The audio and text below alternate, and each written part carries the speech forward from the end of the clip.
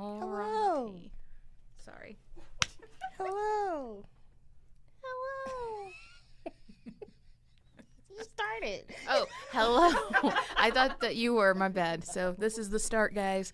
This is Sharper Insights, and we're back with another new episode. And today we are going to talk a little bit about leadership, but we're going to take it from a little bit of a different angle. So I think a big thing when you're a younger athlete, it's observing. It's observing how are these leaders acting in the space, how are the upperclassmen acting, and then when you get to that position, when you get to be that person who might be able to have a little bit more of the power or have a little bit more of that share, how can you do things better if you're not? So observing how people behave and how leaders behave, I think that's such an important skill when you're younger coming in and doing things like that.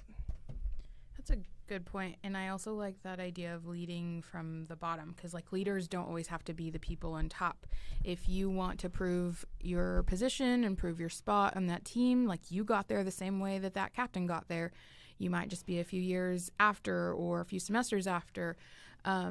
You can definitely be a leader in lots of different ways, speaking up and using those observations. So I like that. You can also be a leader by following. Good leaders know how to follow. So can you follow the instructions even if you don't like it or understand it or appreciate it? Can you do it, and can you support the one that is leading? Yeah, and I also like one of the things that I looked up talked about empathy, like understanding and addressing the needs and concerns of team members.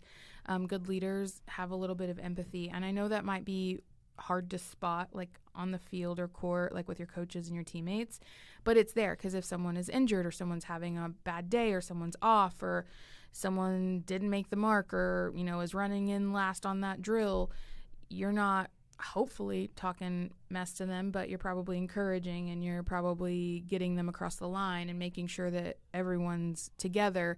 And if that's not happening, that's something to reevaluate as well. And then how can you stand up and be empathetic? How can you maybe be that leader that day for that person or even yourself, because maybe you're not getting it. So there's lots of ways to lead and lots of opportunity when you're in your sport. And maybe even in the classroom, you think about a group project and, man, no one's getting started, no one's communicating, no one's doing anything. Then why don't you step up and say, hey, this is my grade and I have an idea, and delegate. Say, so-and-so, you're taking this part, so-and-so, you take this part, I got this, and we'll meet on this day at this time so we can talk about it. No one's going to be mad at that. They probably would be appreciative because they want someone to speak up, so why not you? Audrey, you're a leader. Audrey's a really good leader of the tutors. Hello. Another good guys. Another quality of a good lead. Okay. It's the giggles in the back. I'm giggling quietly. Leaders. Whew, I'd do a circle. This is something that I have learned throughout my time being the supervisor of the tutors. When something comes up that's maybe not meeting expectations, a good leader will let you know when it happens.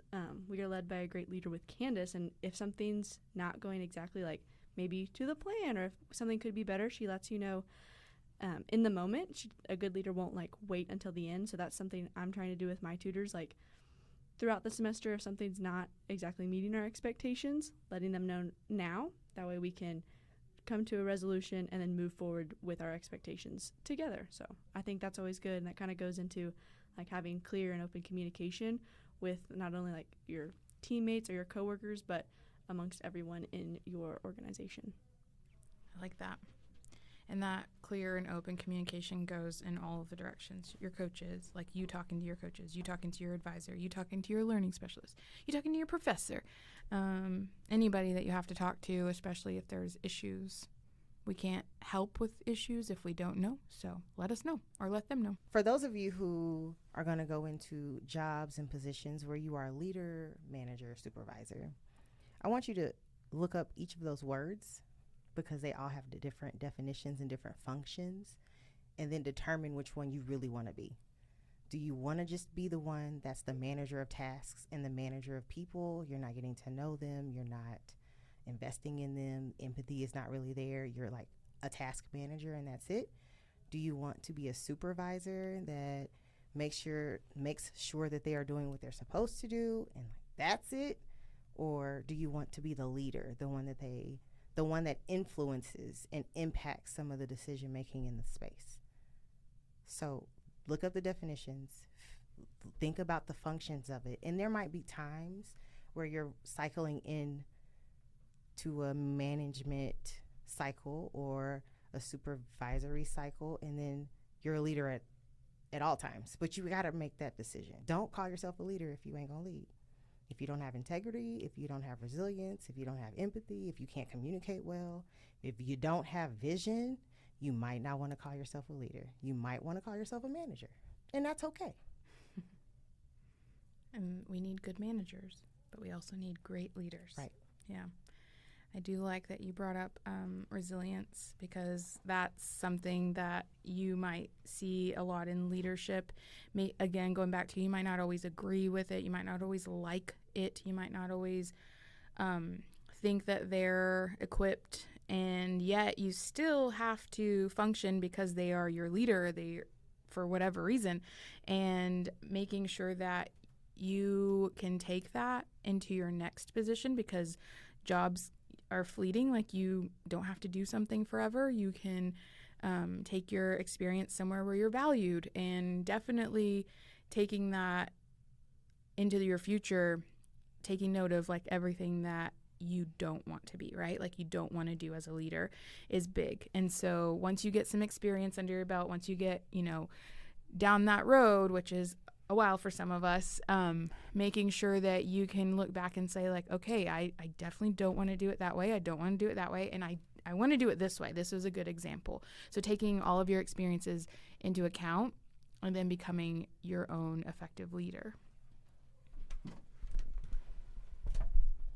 Something to kind of add on to that, because I totally agree, especially if you're moving up through the ranks within like your team or within a place of work. Remember that you also started at that entry-level job. You also started out as a freshman. So as you climb the ladder, don't forget who you were at that time, because other people are in those shoes right now, and they're learning that you need to give them grace like grace was given to you. So the higher you climb up the ladder, don't forget that you also started at the very bottom. Yeah. Started from the bottom. I love that. Yeah. A lot of us start from there. And I think that's good. You grow from that. So you have something to add, Mia? Okay. I think kind of along with that, leadership is a privilege, and that's something that I actually talked about in a class years ago, the sport coach as a leader. It's a privilege to be in that space and to guide people. You have to think about those around you.